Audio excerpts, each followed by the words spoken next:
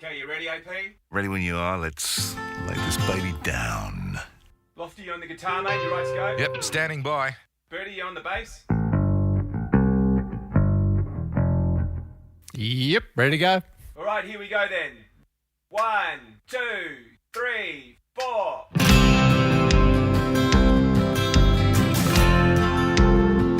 Just two good old boys. Two good old boys! Never meeting a hump. Been sorry, never saw that had no hair since the day that was born. Straighten the curves. Straighten the curves! Flatten the heels. The coffee might get 'em, but the Lord never will. Broadcasting away the only way they know how.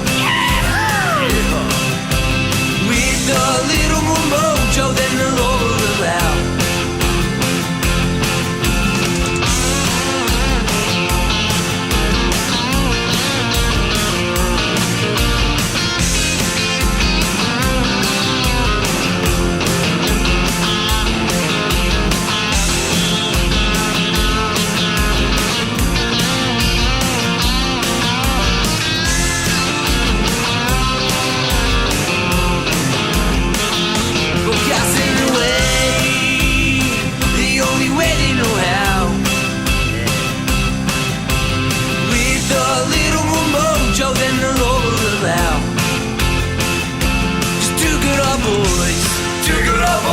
Share the mojo for free. Mojo for free! But they don't understand why they can't get their face on TV. Hey everybody, and welcome to this week's edition of the Mojo Radio Show. Nice to have your company. We do appreciate you smacking that download button. This show is all about finding interesting people from all walks of life who have their mojo working in or out of work, and we extract what they do best to get their mojo working, the stuff that we can use and employ daily or weekly to get our mojo working, and perhaps the mojo of somebody we know. Across the panel in the studio here, Chief Engineer Robbo. Welcome, mate. Howdy. How is Rocktober looking? Rocktober's looking pretty rocky. Yeah. Have you done anything yet? Well, I've got some ideas that I've been stealing. Well, not stealing, but you know how I work. I keep a little folder of ideas, and there is a Rocktober folder inside my ideas folder. So there's some ideas bouncing around in my head, but nothing on paper yet, shall we say. All right. Well, time's ticking. Indeed.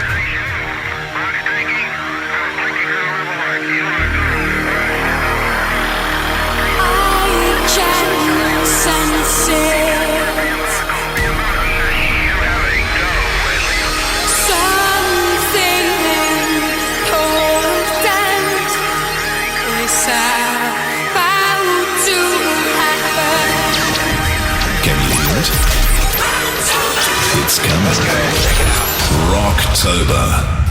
Coming soon to the Mojo Radio Show. Our guest this week is Benjamin Spall, who's the co-founder of the blog mymorningroutine.com. He's a writer for the Huff Post, but he's also the author of My Morning Routine, How Successful People Start Every Day Inspired. Now, this is a cracking book, and he interviewed today's most talented creatives and business people, like people at the top of their game, and we'll get into that during the show. And he got them to share their secrets to how they unlock greater energy, how they focus better, how they get more stuff done, perform better, starting with the first thing in the morning. Now, routines and rituals have become very popular in the last few years, and I think people are interested in how do successful people go about doing what they do day to day that leads to their success? And what we're going to do in this show is dig into, well, who are those people and what do they do that we can steal to help get our mojo working? Now, I saw a blog that Benjamin had written, which was all about rituals and how they work, rituals and routines. So I got in contact with him and said, mate, that'd be a topic we'd like to talk more about. So we've got him on the line. Benjamin, welcome to the Mojo Radio Show, mate. Thanks for having me. When people ask you what you do, how do you like to reply? Well, I think the first thing I kind of say is I talk about the book, which came out recently, And people are immediately interested in what that means. So when I talk about morning routines, they kind of immediately think I mean workout routines, which I do to an extent. But yeah, they're immediately fascinated by the concept as a whole. The word routine has its own connotations, but at the same time, in the biohacking sphere for the last couple of years, and one of the guys you interviewed was Ryan Holiday, who talks about rituals. What's the difference? Is there a difference between a routine and a ritual? Not particularly, to be honest. And I know many people listening may have heard of the book Daily Rituals by Mason Curry. And we actually interviewed him on our website a few years ago. And his book, similar to ours, his actually was previously a blog, and that was called Daily Routines instead of Daily Rituals. So to be honest, I think they are used very interchangeably. I know that we use it interchangeably. And that's just kind of the word that we went with. So you've done literally hundreds of interviews around routines and or rituals. When you sit back and look at them all, and I know it's probably challenging in some cases, but if you had to think about a commonality of the people you interviewed, what would be the most prevalent commonality? Yeah, so I'd say the most prevalent commonality is the idea of keeping your routine kind of short and easy to accomplish. And this is especially in the beginning when you're starting out, bringing in a new routine into your morning. Keeping it short and easy to accomplish, it greater increases your chance of actually sticking to it. And we found that through interviewing so many people, we're up to over 300 now, that really is the main thing that they all have in common. They kind of try something out. They might try meditation for 10 minutes at a time, for example, or they may try a short running or workout routine, but they don't jump into it all at once. They don't decide to do half an hour or an hour here or there. They kind of really start small and kind of build from there. Do we think we have to complicate them or make them quite rigorous and involved? I mean, maybe not even so much for our own benefit, but to be able to tell somebody else how intricate our routines are. Because it seems that you're saying one of the commonalities is to keep it simple and short. Yet when you hear people on interviews outline, it seems quite long and quite intricate. There seems to be a clash there. Do you find that? Yeah, no, I totally see what you're saying. And there is somewhat of a clash there. And I would say many of the people we interview, well, first of all, we kind of ask them, I think the second or third question we always ask, how long have you had this routine? And for the most part, they kind of tell us either they've had these certain elements for a certain amount of time and they've added this in here or there. But I think many of the people we speak to, they've had their routines for a while, so they have been able to make it a little bit more complicated and added in, certain things that work for them. But as you say, kind of like in the beginning, like I said earlier, it really is important just to start small, because you can add to that over time. And I gave that meditation example. If you start out just doing 10 minutes of meditation in the morning, you may find that you'd love it. And then after a few weeks or after a few months, you may want to increase that to 20 minutes or 30 minutes.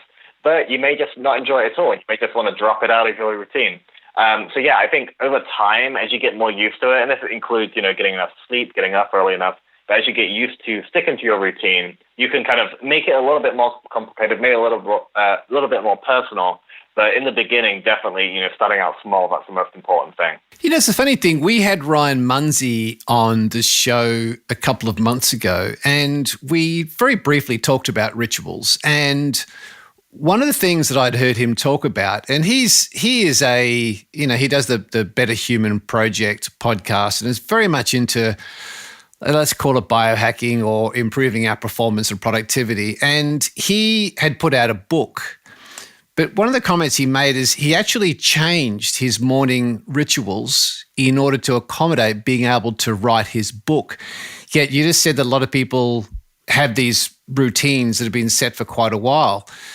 Do you find that some people are continually experimenting? And do you find that some people are so set in their ways they just won't even entertain the thought of changing it? No, absolutely. I think changing that's more common than people being set in their ways, for sure. And we talk about this in the conclusion of our book, the importance of experimenting and kind of dropping things in and taking stuff out. And to your point about someone writing a book, we have interviewed a few people, and they talk about how they have different routines depending on what they're doing. So I interviewed someone she's a professor, she's a Buddhist monk, and she's also a novelist. And that takes approximately a third, each thing takes approximately a third of a year. So she has 3 different routines. And even though there's some similarities, like she meditates every morning, regardless of what she's doing, what kind of thing she's doing at that point. Those routines, for the most part, are very different. And so, yeah, I do think that most of the people we spoke with, they do change it up, they do experiments. And many of the people, I've mentioned this as well, many of the people in the book, their routine will have shifted slightly since we even published the book. And that's okay, because it's all about kind of changing what works for you, but while keeping in the core elements. I reckon it's an interesting point, because I reckon there are so many people who try and emulate what their heroes or somebody who's been successful, and they emulate that through anyway. So, but we'll get onto that as we go through this. I just want to, something I've heard you talk about before, Benjamin, is procrastination. And I just want to camp there just for a second. What have you found beneficial of a routine to help us overcome procrastination? Yeah, I think it's really helpful to just know what you're doing next. And, some people might say that that's a little bit boring, but for the most part, actually having that routine in place, having one step followed by another step is very helpful, because it means that first of all, we don't procrastinate for the most part. We're not perfect, but for the most part, we don't procrastinate. And also, we kind of don't waste time thinking about what we're going to do next. So I mentioned this in the introduction of the book, but all of us, even if we don't feel like we do, all of us already have a morning routine. We kind of get up, we'll go to the bathroom, we'll probably go into the kitchen, we'll probably pick up our phone at some point, and we just don't really think of it as a routine. It's just what we do.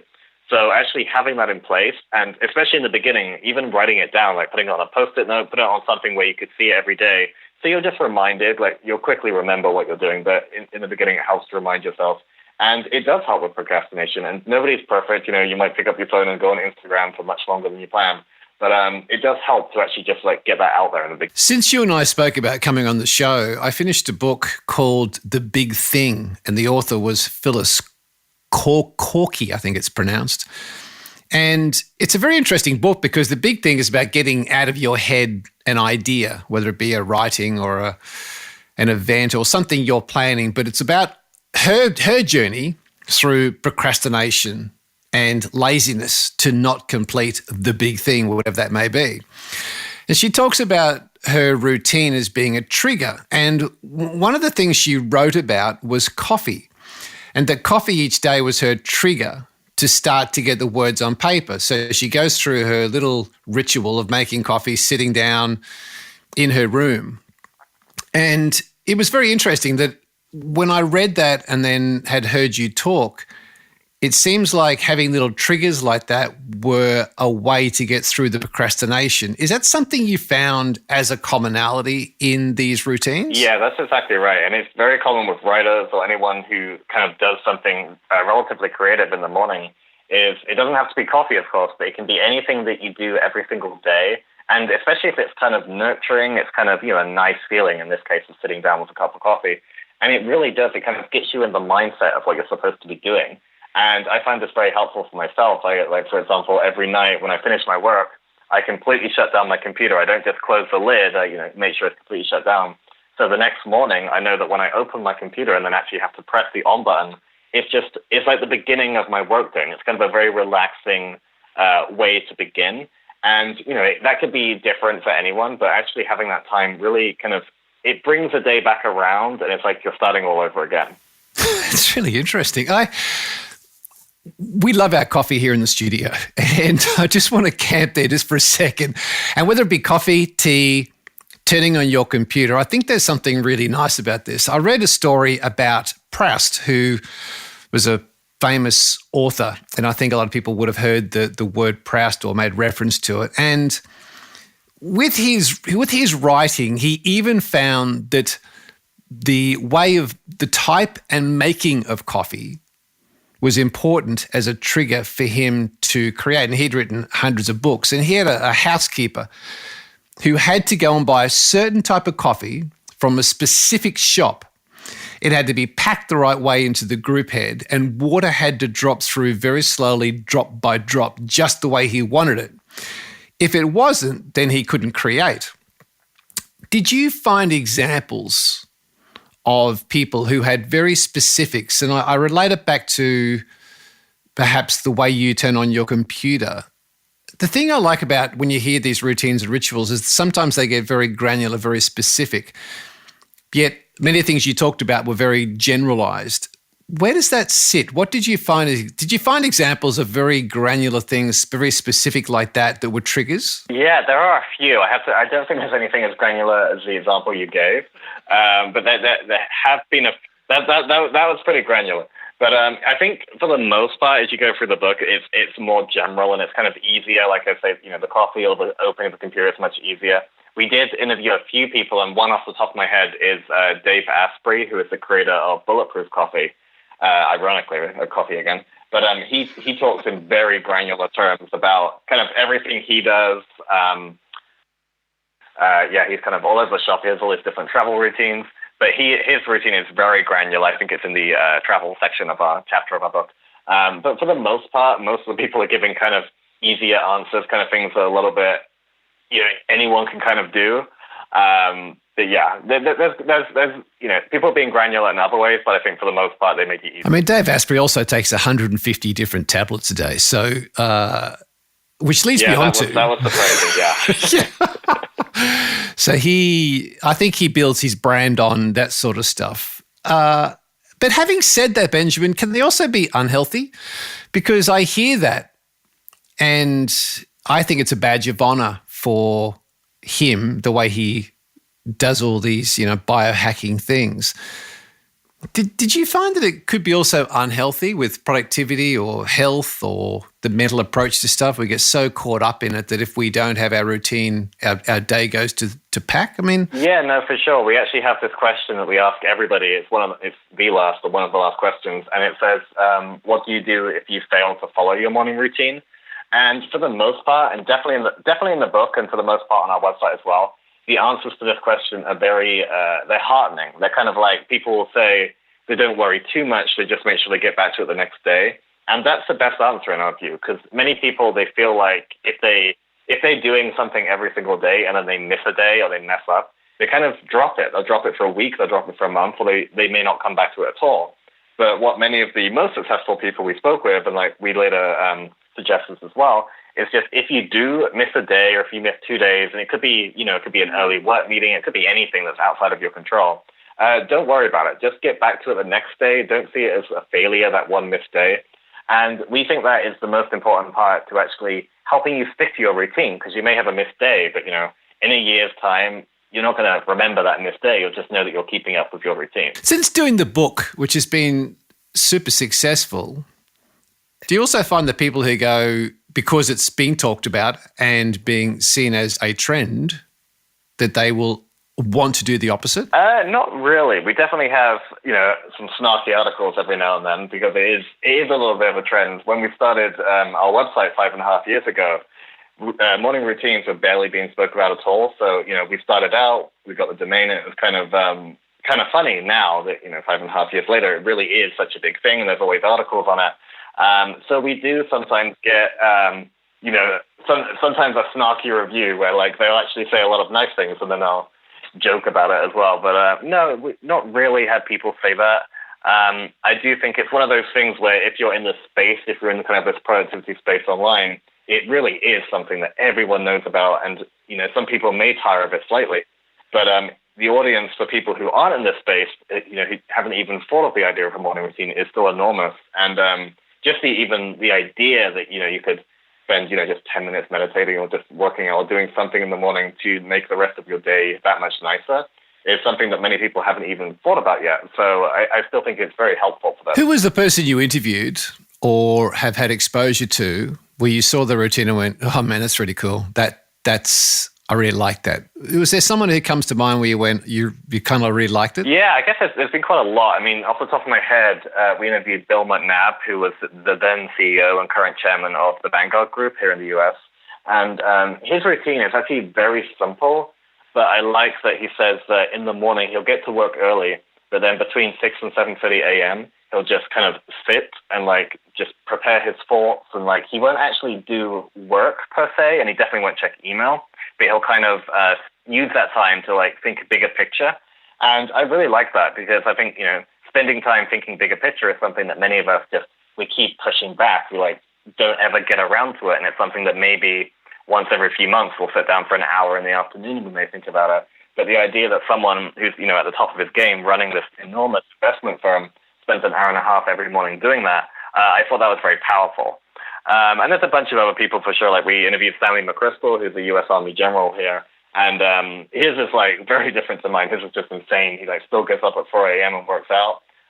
So that definitely isn't what I do, but it was very impressive all the same. And Stan McChrystal, who, for those who may not be familiar with the name, is the United States general out of the SEALs.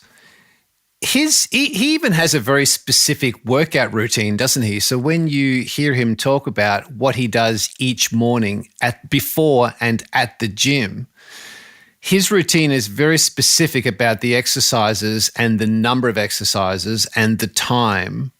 So he does go quite granular, doesn't he? He does. I remember when I was on the call with him for recording the interview, he told me he's a very granular person, and like as he was describing stuff, it was very in depth, and we had to edit it for the sake of the book, but it was even more granular when it comes across.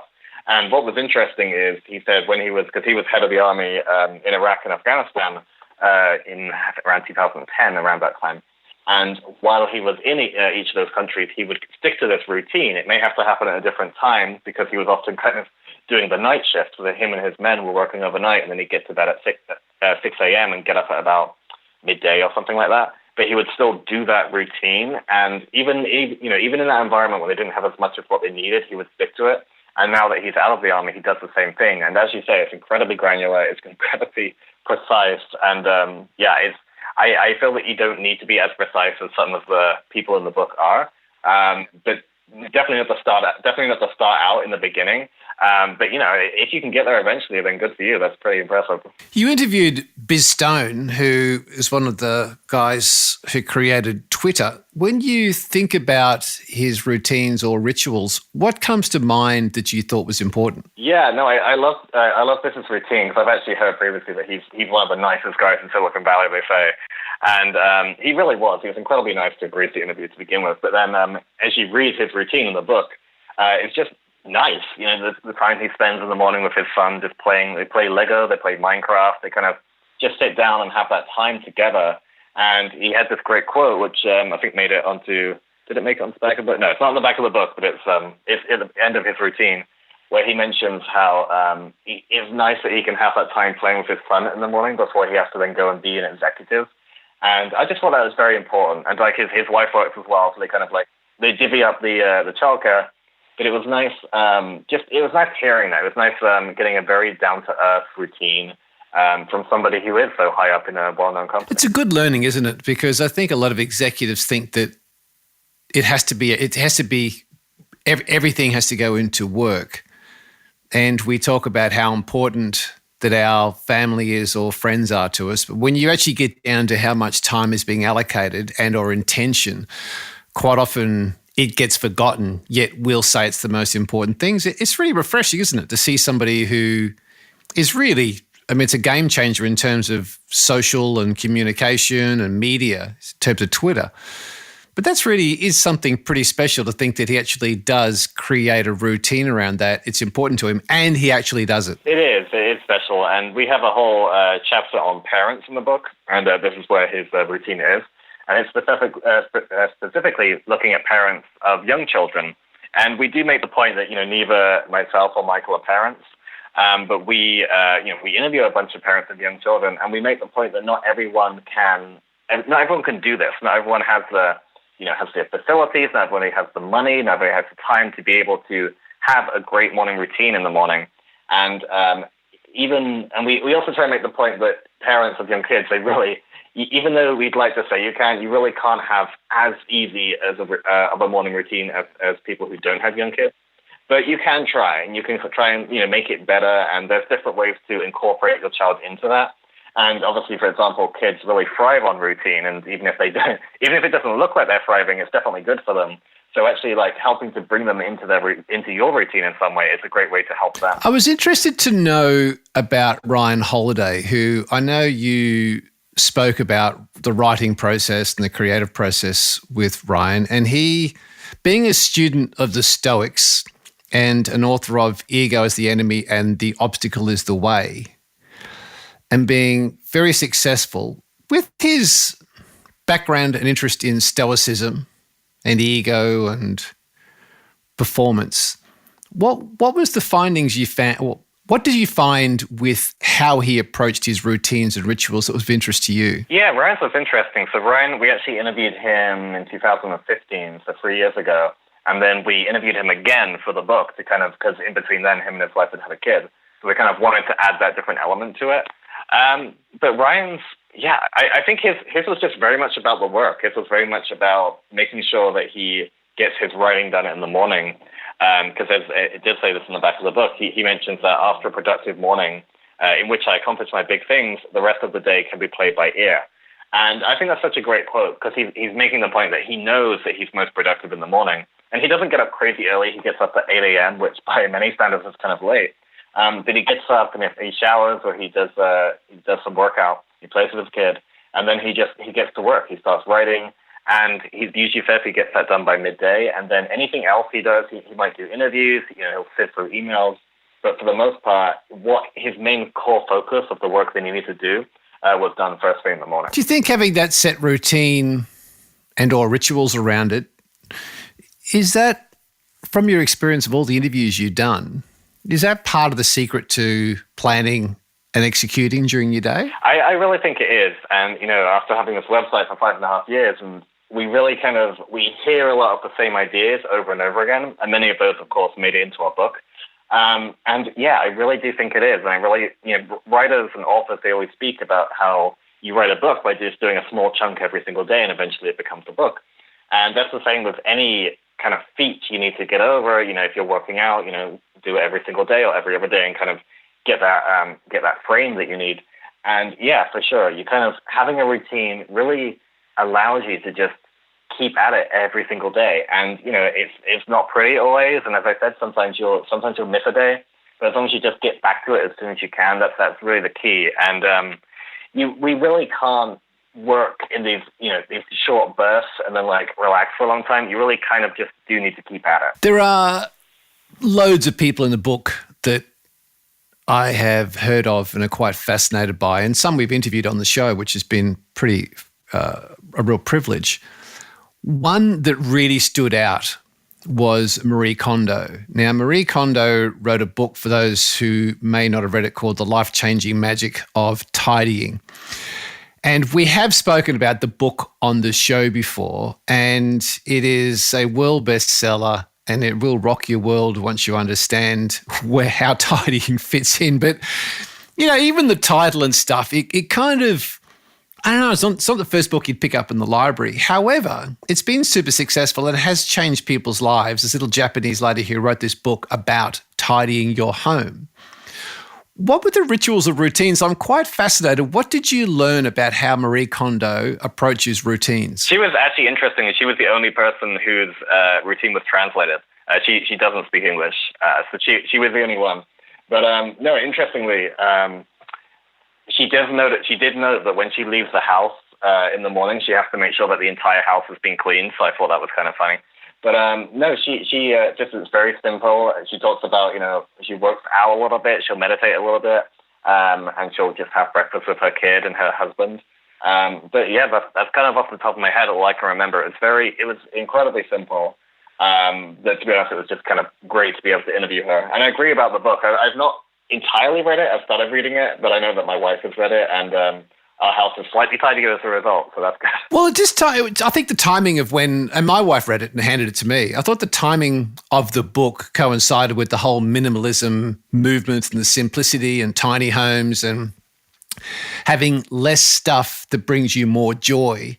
And those terms were then picked up by the minimalists and picked up by Joshua Becker, and that whole crowd picked up on that whole. So it was just good timing, I think, for all these things came together. However, it is, for anybody who hasn't read the book, go to the library and find it. It's a very interesting philosophy for simplifying your world.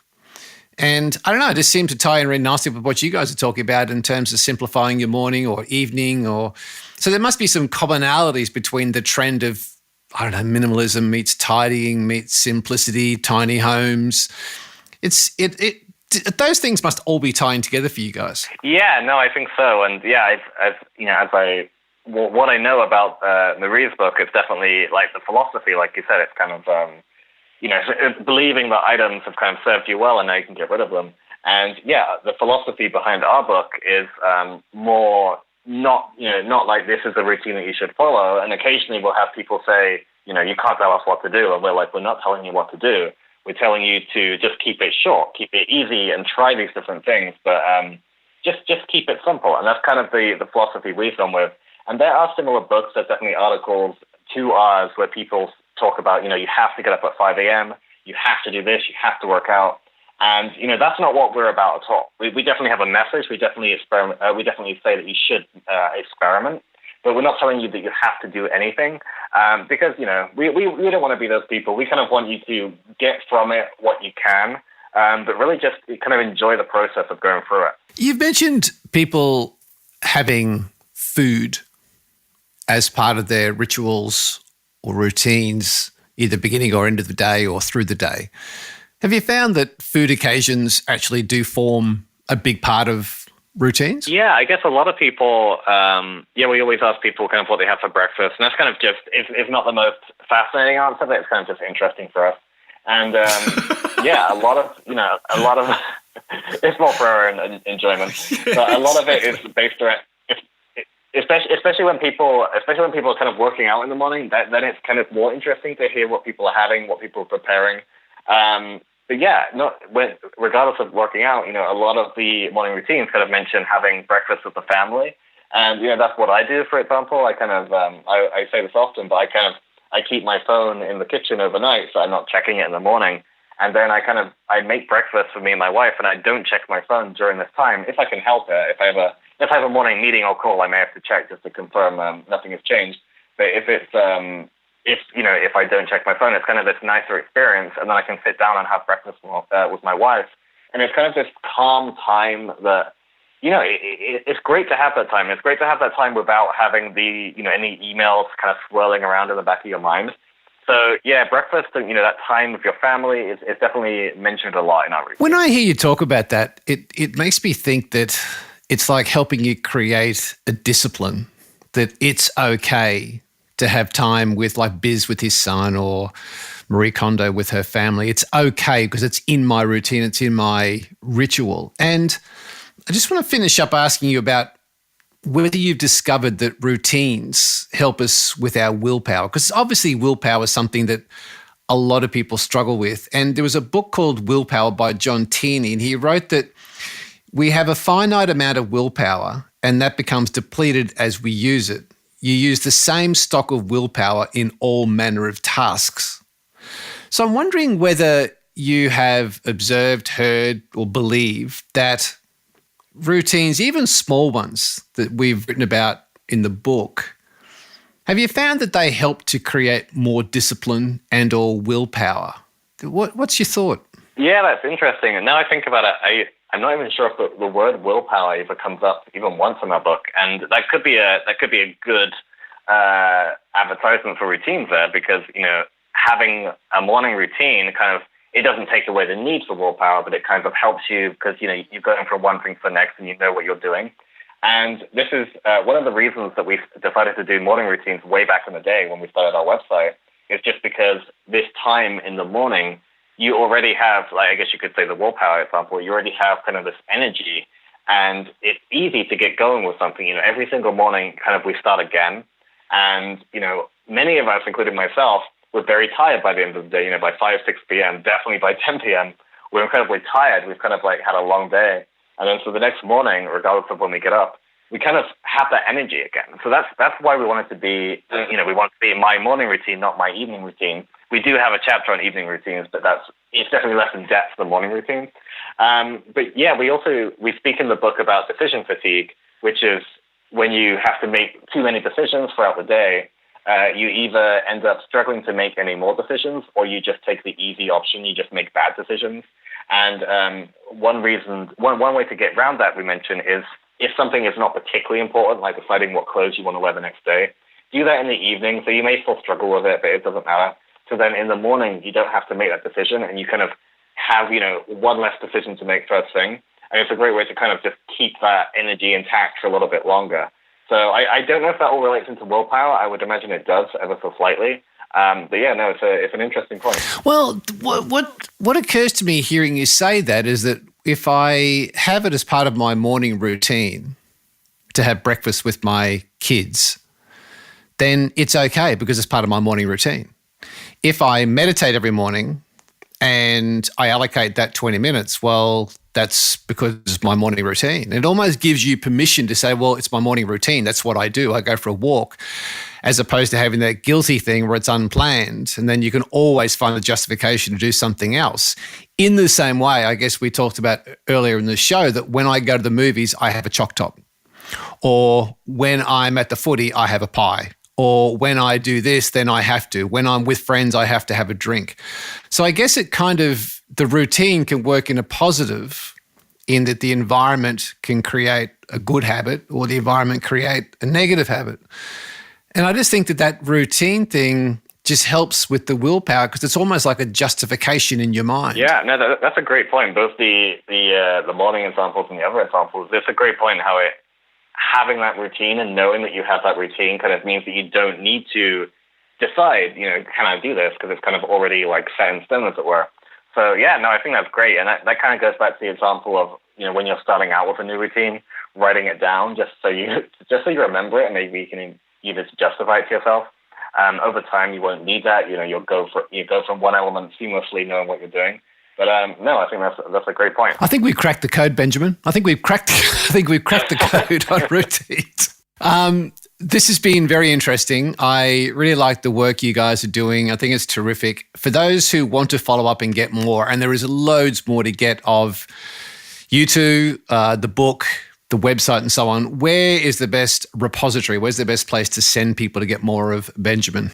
Yeah, so we have, you can go to our website, which is mymorningroutine.com, and you can get the book in Australia, Amazon and anywhere else. And also you can find me personally at benjaminspall.com or on Twitter and Instagram at Benjamin Spall. Beautiful. Well, mate, thank you so much for your time. I really appreciate you sharing. I think the stuff you guys are doing is terrific, and we'll keep in touch with you. Awesome. This is great. Thanks for having me, Greg. The Mojo Radio Show. I reckon our routine on this show is weekly bringing great guests with some really valuable stuff. I think that was another cracker. Well done. I think that's a commonality. The only real routine is you with Tim Tams each Monday morning, which failed us in Monday afternoon.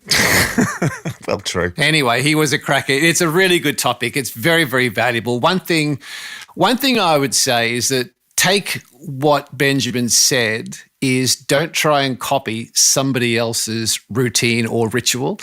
And the second thing, which is very interesting, and I will put a link back to it in the show notes, is we had a guy, Brian Falchuk. How long ago was that? 2 months ago? 3 months ago? Jeez, yeah, probably 3, I think. It's surprising how quickly the year goes. Brian wrote a terrific book called Do a Day, and it ties back nicely what Benjamin said, is that the most successful people who have routines or rituals, if they miss a day, they don't sweat it. They just get back to it the following day. And if you hear Brian Falchuk on our show, he talks about the same thing. Successful people go, here's my routine, here's my ritual. If I don't get to it, cool, I'll do it again tomorrow. I can do one day. And it's interesting when you start hearing, as you said, the commonality is we have got cracking guests week after week. And there are threads that sit through it. And I think that Benjamin really tied a few of those threads together, shall we say. Indeed. He's a bit of a seamstress as well. The Mojo Radio Show. Now, PR guru to the rock and roll stars. Kat. Has been in touch with you. She has. And hello, Kat. Who's a great fan of the show, introduced us to the world of hip-hop. And I've got to say, folks, this ended up being just I was quite moved by this interview. I want to introduce the band. So we've got a hip-hop artist. They're from Alice Springs here in Australia, up in the Northern Territory, and the band is called Carnage and Darkness, a hip-hop duo who've been writing and performing since 2008. So they're 10 years on the road. Now, Carnage, Tristram Watkins, and Darkness, Karina Hall, are one of the first proper hip-hop acts to come from NT, which we call our Northern Territory, which for our overseas listeners is true outback. They write and rap about social issues and everyday struggles, as you'll hear in this show. A lot of people will know them because they've been on the road with Paul Kelly, Jessica Malboy, and hip-hop legends like Naughty by Nature, Bone Thugs, and Ja Rule, all on your playlist. Huge, massive. Well, Paul Kelly. Jarul, maybe not. We got Carnage on the line. Mate, welcome to the Mojo Radio Show. Yep, thanks. Thanks for having me. I think you are our very first hip-hop artist on our program. Oh, well, I feel very honoured. You're talking to a couple of old rock and roll heads. Which rates right up there with an ARIA, a Golden Globe, or an Emmy. So, yeah, I'll take it. The name of the duo, having gone through your stuff the last couple of days, where did the name come from? I know it sounds like a bloodthirsty heavy metal band, but it's pretty dark. Yeah, it is pretty dark. I think my name, I'm one of them blokes, give themselves a nickname. No, it's funny, really. I used to read a lot of comic books when I was younger, and I loved the Marvel comic books, and there was one character, Carnage, but he spelled it with a C. I kind of really liked him, so, every rapper looks for an MC name, and I went through a few, and in the early 90s, I was Flavor T, and I don't think that was going to work for me. Sounds like Flavoured Milk, Big M. Yeah, so that's what I mean, so that wasn't going to work for me, so I had to change it. And then later on in the years, I met Karina, who is Darkness now.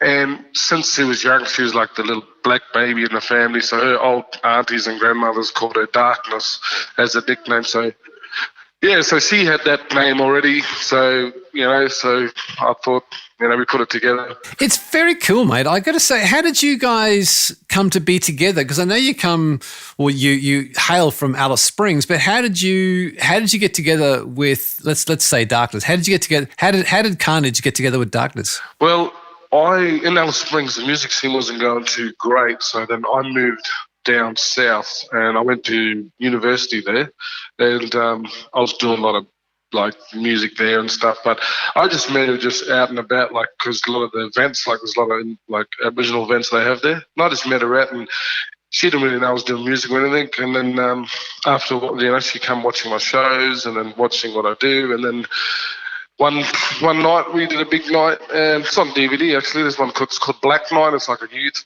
festival they do every year, and it's pretty big now. And she said, I just said, I'm pretty lonely up on stage. I was kind of going downhill a bit with my music.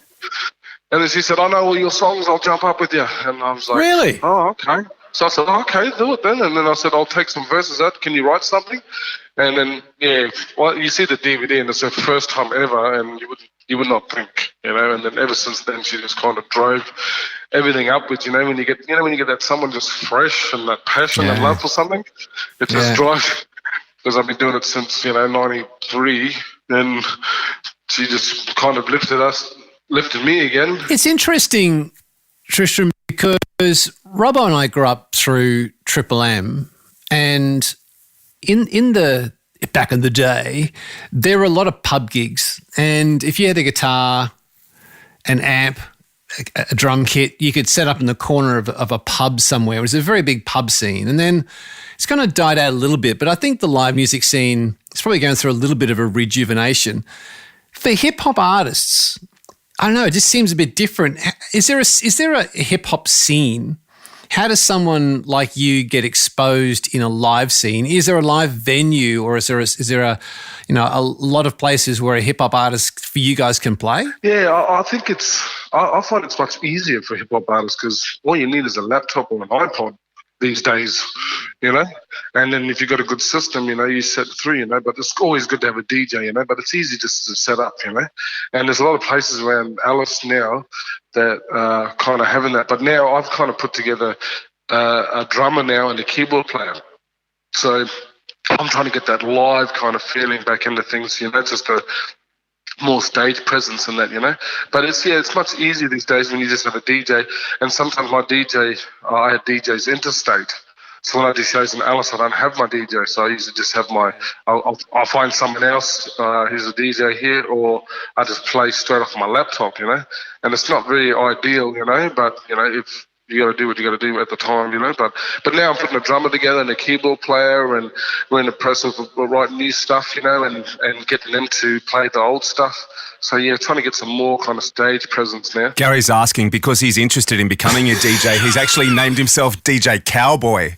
And has bought himself some gold chains, put a white cap on backwards, and some chaps. So he's keen to get out there amongst it. That's why he's asking. No worries. Country boy can survive. Get out there, Get out there and mix it up, Exactly. You don't care, mate, do you? I encourage anything that's, productive, especially musically. It's interesting, Tristram, if you're not in the scene itself and you are a punter, we get exposed to it through, obviously, the television, YouTube, Vimeo, and so on. But for a lot of people, I think with rapping and hip hop, the mainstream don't get to see it unless we watch a movie like 8 Mile. And that gave us an insight into the life of how you guys do what you do, kind of in a way, and it's probably different but the same. My query is, do you carry like a journal or a notebook as part of your writing process? I think I've been through all the stages, I used to have one time I used to walk around with a recorder. It was like a mini disc, you remember the old mini discs? Mini disc? Mini disc. They're like a little cartridge disc. Wow, that brings back memories. Yeah, so I used to walk around with a mini disc player and had a little microphone attached to it. So sometimes I'll just freestyle, or if I'm walking down the street, I'll be just rhyming, mainly freestyling, and then I'll capture it, and then if some words are there good, I write them down. I don't do it really now, but every time I get ideas or something, sometimes I'm just thinking, or I hear a beat or something, and I'll just quickly write down 2 lines on anything, So I've got stuff probably around all the house, on envelopes and all kinds of paper, sometimes toilet paper. Nice. So anything, So if an idea comes to my head or something, and I'll just write it down. But I used to walk around with a recorder. Sometimes I did have a pad one time, in the car. So anything, but usually when something comes banging in my head, I'll write it down on anything. We got sent the single Mountain a couple of weeks back by your publicist, Kat. Yeah. And we're about to record a show. And what was staggering for us is that Robbo and I came out of the halcyon days of the House of M's from Triple M. And we did a lot of work back in the day with Adam and the boys at Chocolate Starfish. Why pull, of all the tracks you could pull to collaborate with, why pull a track from 1994 from a rock band like Chocolate Starfish? Like, why do that? Well, I think, the 90s was probably one of the best music eras, I reckon, especially with the hip hop and R&B. But around that time, I was going to high school, and I remember that song clearly when it first came out, I just connected to it straight away, But see me, I'm a bit of old school music. I love hip hop, but I reckon I listen to more old school than hip hop. So I'm not really a kind of a full-on hip-hop listener, I listen to a lot of old stuff, a lot of Motown, a lot of 60s. I grew up on that stuff, and a lot of Australian rock, and I even got Buzz, that me and Buzz are talking, for a little while now, from the Angels. Yep. We're thinking about, No Secrets, another hip-hop version. Ooh. Am I ever going to see your face again? You've got a great little hook in there. Yeah, that's what I mean, So we're talking about that, for a while now. So that I think that's going to happen. But okay. A Mountain. Yeah, we'll give that a run, mate. Yeah. Yeah, and Mountain. Anyone can relate to that. Anyone, any person, whatever, no matter who you are. That song is just like a powerful song, And I think that's everyone can relate to it.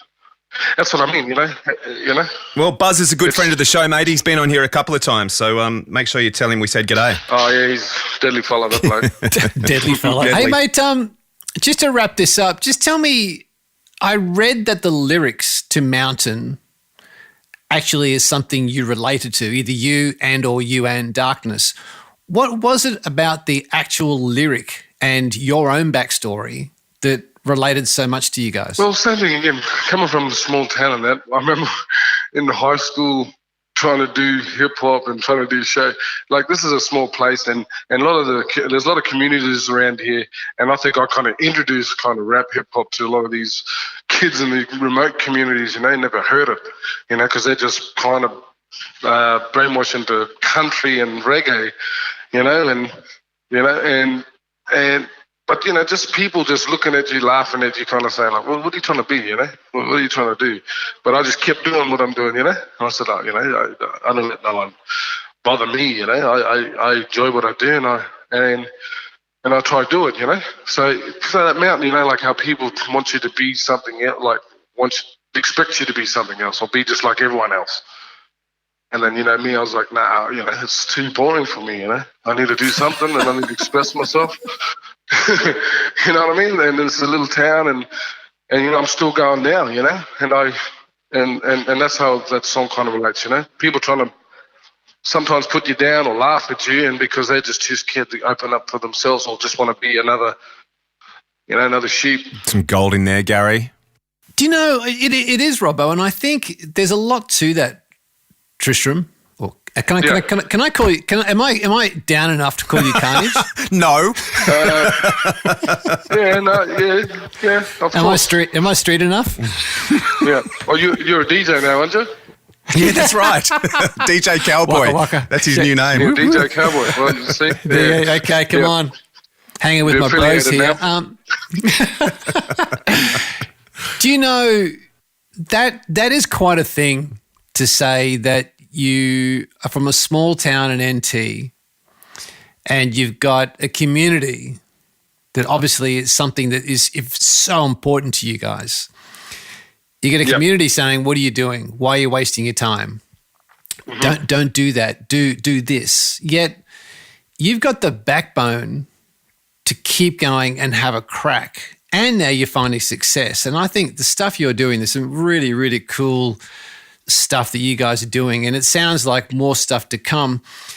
That must have been really hard for you to not sit with status quo, to go, I'm not going to listen to what everybody else thinks I should do. I'm going to do my own thing. Just talk us through how you approached that. Like, how hard was that for you to do it? Well, for me, I think growing up, because, I had strong kind of people around me too, like my father's pretty strong bloke, and he's just kind of that exact way, he doesn't disrespect no one, and he's always taught me that way, like, no matter who you are or where you're from, you never, disrespect anyone, and you be, and you follow through what you want to do, So I think I had that strong, that strong leader there, and growing up too, Alice is pretty rough, and so you got to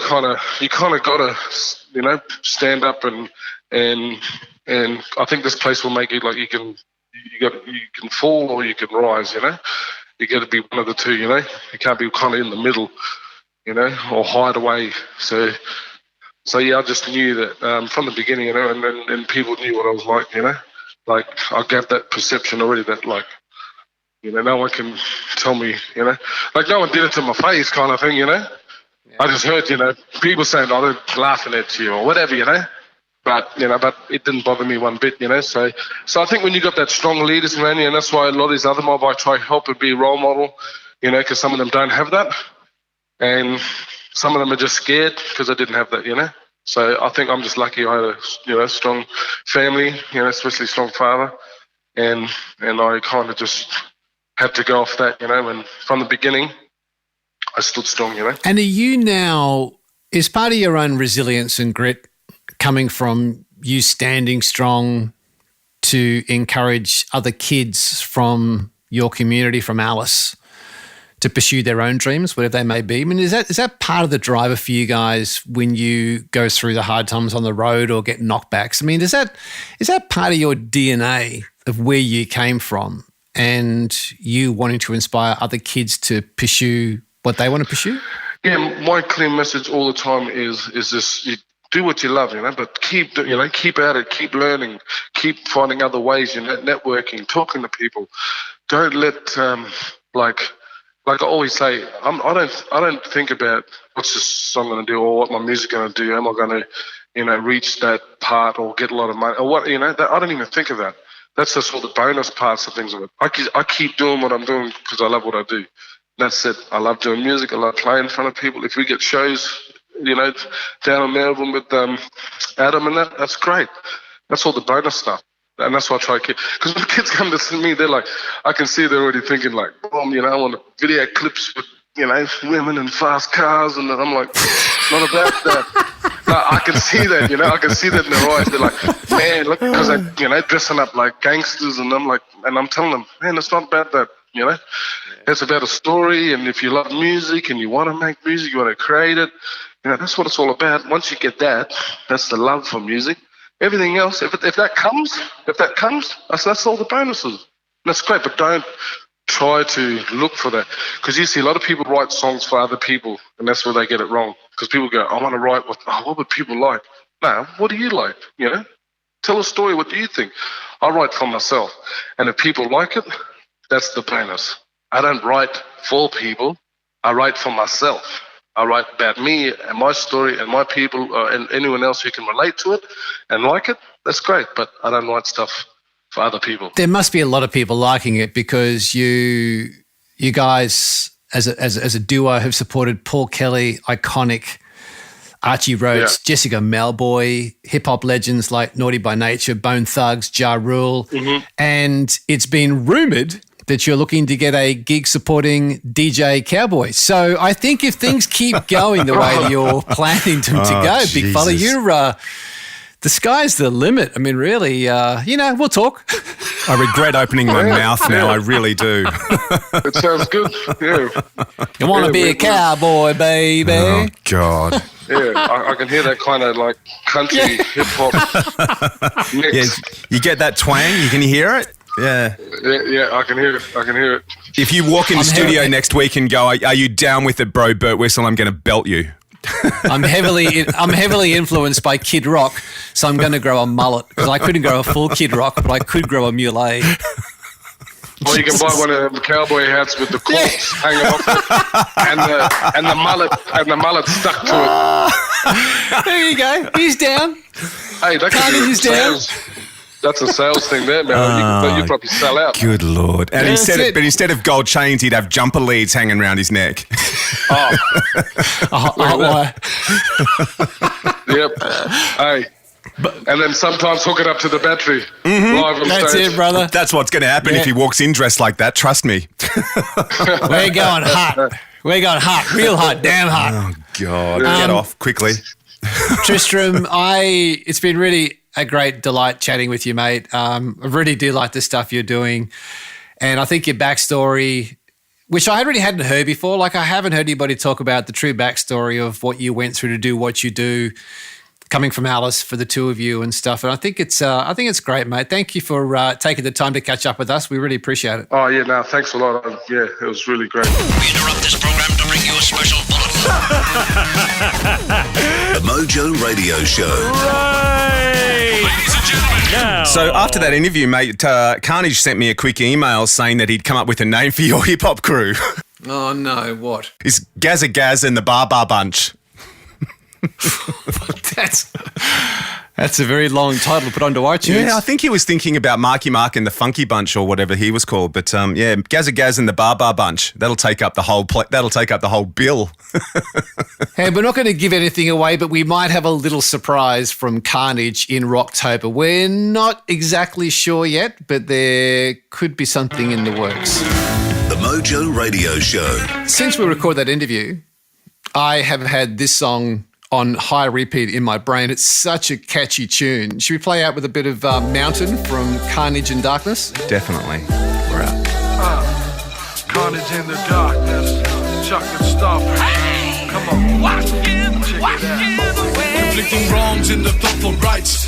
Buried truth between the lies and between the line. Nothing new and nothing changed, yo, it's in plain sight. I struggle and fight to confine from my divine. Trying to decline my lines of rhyme to shine. Will I fail or rise? It's my time. Decide if I can fly. Gotta keep running and running, but watch out for the cracks. From the city hustle bustle to the caterpillar track, I will break the chains of pain that constricts my brain. Let the river water inside of me across all the plains. Yo, you wanted me to be something that I couldn't do. Even before you even knew was at the window and flew. Ancient rivers form the mountains, so I'm strong, sad, I'm always countergrabbing at the datas, now I'm bouncing. Don't ever tell me to change or rearrange, cause all you get from me, yo, it's all the same. Like the sun and the moon, I will feel my spirit move to my live truth, to the red sand, the desert truth. I'm a western knowing the warrior, but don't let that worry you, cause when I'm flying high, I'm gonna be a mountain, I'm gonna be a river. Water flow can wash out, heal the way. Wash in away. Am I gonna fly high? Am I gonna get high?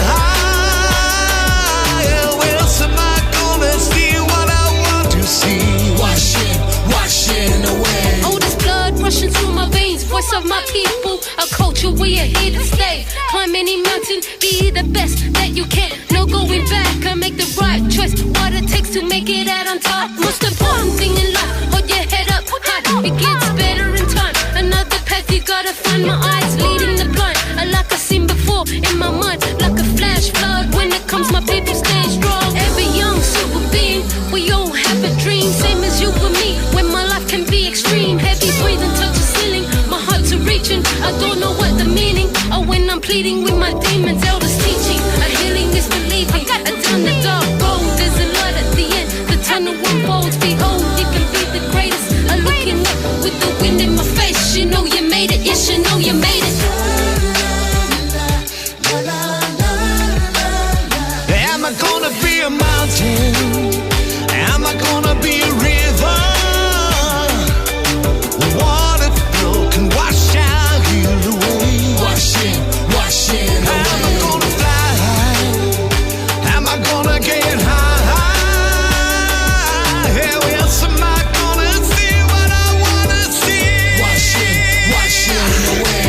Am I gonna see what I wanna see? Am I gonna be what I wanna be? If I don't believe, am I gonna see? Am I gonna be what I wanna be? Am I gonna see what I wanna see? If I don't believe, am I gonna see? Am I gonna see what I wanna see? Am I gonna be what I wanna be?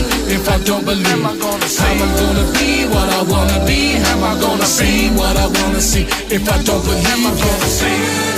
My mountain, my river. See what you wanna see, be what you wanna be. My mountain, my river.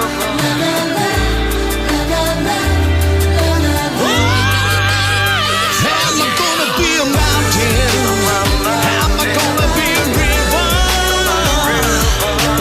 Water flow can wash out, heal the way. Wash in. Am I gonna fly high? Am I gonna get high? Where else am I gonna see what I wanna see? Wash in away. The Mojo Radio Show is produced and recorded in the studios of Voodoo Sound. For more tips and tools to get your mojo working, check us out on Facebook at The Mojo Radio Show or online at themojoradioshow.com. For more about Gary, see GaryBurtWhistle.com, or to polish your next audio or video production, check out voodoosound.com.au. And for the right voice, realtimecasting.com. Andrew Peters speaking. See you next time.